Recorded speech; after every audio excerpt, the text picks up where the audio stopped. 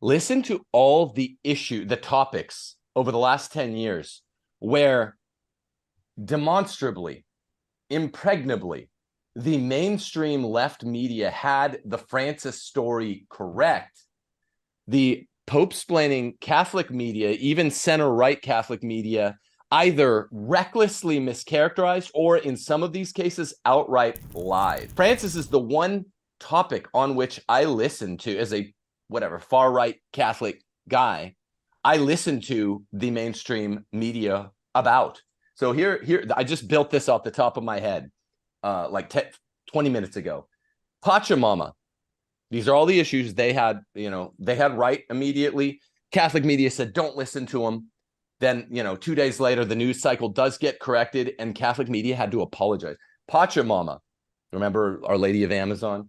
Scalfari interviews, pretty much all 11 of them, basically verified. COVID, Francis's COVID remarks. Francis's vaccine remarks. Heiner Wilmer, the elevation of new DDF. Heiner Wilmer, starting 11 months ago. He tried again 10 months ago to do. The leader of the German Synodal Way, Francis tried to make the number 2 in the church, the doctrinal chief, christening the German Synodal Way. The family synods in both the midterm report, the Relatio, at the extraordinary 2014 synod, the positive aspects of SS unions and Skittles relationships, remember that? Mainstream media had this right. Catholics lied in many cases, then backed off. Also, at the 2015 Family Synod, communion for divorced and remarried, and its idea as the mainstay, the ideological fixture of the Second Family Synod. Mainstream media got right. Catholic media was lying at first, later had to reverse. Then you have Emma Bonino, the leading abortionist in Italy. Mainstream media got right. Francis hung out with her and said she's a great boon to humanity or something like that. Remember the hammer and sickle crucifix when Francis received that? One mainstream media, I'm not going to mention which one of the ones I listened to, outright lied about what Francis said upon the reception. He actually said, oh, this is good, I like this very much, or something like that. And for the first year, this one media outlet was reporting, oh no, this is bad. They literally just flipped it. They outright lie. Mainstream media tells the truth on Francis. Francis's close, cozy connection to the WEF, outright lies. And particularly when it first became known, Pope-splaining by the Catholic media. The Zika controversy. Remember in February of 2016, while we were awaiting Amoris Laetitia after the close of the Ordinary Family Synod in October of 2015, he said specifically, you can use condoms in the case of Zika virus. Catholic media lied. I had to call up Patrick Madrid and Chris Albert's show and said, don't Pope-splain. The next day after they did this, they were Pope-splaining. And as they were doing it, I had on my phone, I was going to the CVS pharmacy to get anti-seizural medicine for my daughter. And literally, Greg Burke, or maybe it was Lombardi at that point, the Vatican spokesman is like... Lombardi was the... yeah, because it was 2016, you're right. He literally said, yes, he meant actual... He doesn't mean NFP. He means condoms specifically. I was like, guys, don't do this. Jeffrey Sachs, close relationship. Catholic media denied it first. Mainstream media got right. Remember the, worldwide abortion guy. Then God willing, the diversity. I promise you, I built this just coming out of the shower. God willing, the diversity of religion. Remember that? He said that. And first he meant in his wise will. Athanasius Schneider helped him to downgrade it by saying, didn't you mean in his permissive will? Jab, jab. Then 2020's blessing of SS unions in the film Francesco. He says, I'm for it. And he meant globally. We need to give them SS unions. Catholic media lied about. All the mainstream media got right. So, yeah, I mean, you guys take a crack at that. That's not exhaustive. That's just like headline getting stuff that the Catholic media, in some of these cases, more baldly lied about, prevaricated. In other cases, they were just Pope-splaining really, really hard and recklessly. What do you say, CT, and then Eric? Yeah, well, I mean, I think that it's like you can list out a litany of all of those things. It would really require us to dive into each of them. I feel, and I don't know if we have the bandwidth to do all of that, to really get into the weeds a little bit in terms of uh in what sense was the mainstream media vindicated? How was it vindicated? By what sources? According to what? Uh, I think that would be necessary before I'd be like ready and willing to just generally speaking give like a universal concession to all of those. Um, like off the top of my head, like just a few of those, like I have like ready made, not necessarily like excuses so much as like I feel like I've heard other things that seem to at the very least paint him in a better light than that, you know? So if we have the time or the bandwidth, we can go into each and every um one of those in particular. I do think I guess I would say this though, that with all of these incidents, I think it's just very important to operate under a uh, sort of presumption of innocence disposition. It's very important for us to always be ready and willing to seek out an interpretation of these events that at the very least paints him in in a light that is not like the worst case scenario. Well, So I want to let Eric respond, yeah. but really quick, like let's put some teeth on this. So literally February 2016, you can use contraception in case of Zika virus. Catholic media is out there saying, literally, I'm not, because I was, friendly with Chris Albert and he was on Patrick Madrid's show. They're like, guys, this is another case of the media slandering him. I was on the phone and I'm like, no, it's a written statement that was just released by Lombardi. He has a mouthpiece. You don't. I don't. Eric doesn't. None of us have like our own mouthpiece. Hmm. Feel the itch building in my throat.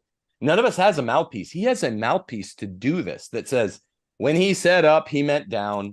That's fancy. They have the kind of ideological apparatus that can sort of make up down. But instead of denying, Lombardi came out and said, yes, he meant artificial contraception, specifically condoms. I would invite everyone with each of these issues, because we don't have the bandwidth to go into all of them, go research them. The reason I picked these, CT, I'll let you take them in again, then we'll go to Eric, is specifically because now these are the such well verified ones. Pachamama, Jimmy Akin was out there saying, and others, this is Our Lady of the Amazon. Again, the Vatican ideological apparatus, the mouthpiece, came out and said, no, specifically, this is Pachamama, not Our Lady of the Amazon, like a demon goddess. Like that was all procedurally correct from a PR perspective, and same thing with all of them. Literally, Scalfari's probably the most enshrouded in mystery.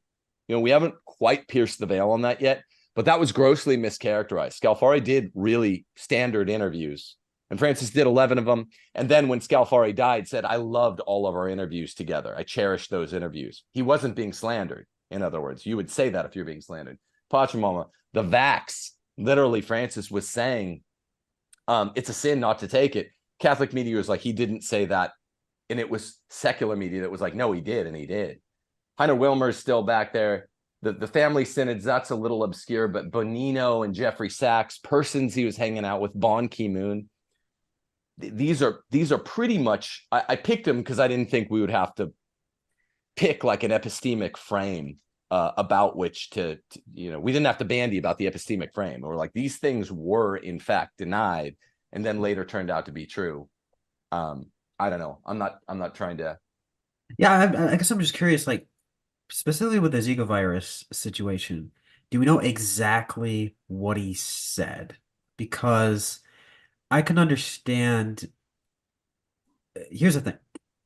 I think what we can all admit is that Pope Francis, his among his pastoral priorities, preserving Catholic Orthodoxy is not really one of them, or even studying up on the precise way in which his theological opinions measure up with Catholic Orthodoxy. That does not seem to be one of his personal priorities.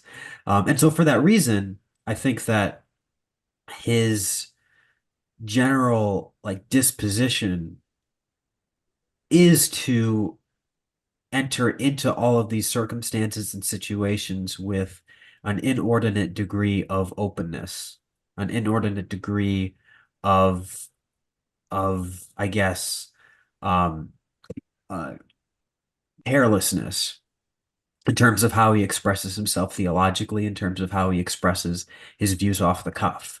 And so for that reason, and that's a bad thing. Like that's not what we should have in a pope. Like the pope is, it was just terrible to hear like someone like Michael Lofton, for example, compare the ambiguities of Francis to the ambiguities of Jesus. Like Jesus said things that confused people, and so because he said things that confused people, therefore Right. we don't implicate Jesus. Well, first of all, Jesus was the Son of God. He didn't have to explain himself. The role of the Pope is to expound upon doctrine with clarity. That's not Jesus's role. That's the Pope's role, and that's the bishop's role in the magisterium.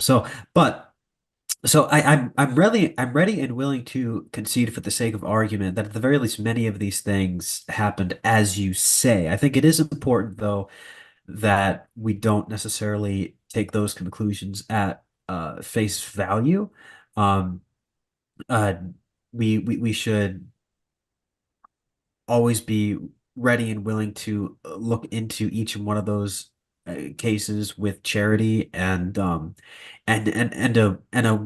eager willingness to uh, vindicate Francis. Hmm. Um, but I do fully and readily admit that even if all of those conclusions don't necessarily reflect what happened as you stated them, it cannot be denied that this is indicative of a pattern of behavior that is unbecoming of the Pope, and that we have that as Catholics, as laity, like we have a right to recognize that, we have a right to voice that charitably and but with care, with with and if we can't do it with care, we shouldn't do it. Um, so Well, I that's guess great. that's what I would say about that before we go Okay. on. Thank you, CT. So yeah, we're gonna get into that because I didn't mean to get into the particulars first. I'm glad I did though. That was just a bonus thing. That's not one of my five things. I want to start with pontificates in general and the sort of epistemic ground by which we receive them, we make mince of them, they guide us in our lives, and we even sometimes critique them. Um, Now we know kind of at least partly what we're talking about here before we get more specific as we move from topic 1 to 2 to 3 to 4 to 5. But Eric, what do you say about those issues? Those were just off the top of my head. Scout's honor. Yeah. I've often thought, Eric, you need to sit down and like write down everything that you can recall from 2013. And because there are just some things we forget. Sometimes we talk we talk about Pope Francis and we forget, oh, do you remember this happened? Remember that happened? So I remember going through all of these events thinking, that these were really terrible things. And I remember being far more on the side of not uh, not trying to go further in giving a charitable interpretation than what I was seeing in folks like Catholic Answers, Jimmy Akin. Um, I think you remember all those 10 things to know about this or that after something happened. Yeah, Um, 9 things. Yeah, it was right, not. It nine was always things. nine. Yeah. Nine. There you go. I was always very disturbed and upset, but I did grow a little more um, tolerant of trying to go further and giving him a charitable interpretation on things. A lot of the things you said are not fresh on my mind, so I couldn't prove the details to you. But I do remember when even Joe Heschmeyer from Yeah. Catholic Answers did a show with Matt Fradd, and he was talking about the whole Zika virus episode with Pope Francis. And everybody knows Heschmeyer to be a very charitable, fair, and balanced thinker. And even he was saying, that's it. I can't defend that.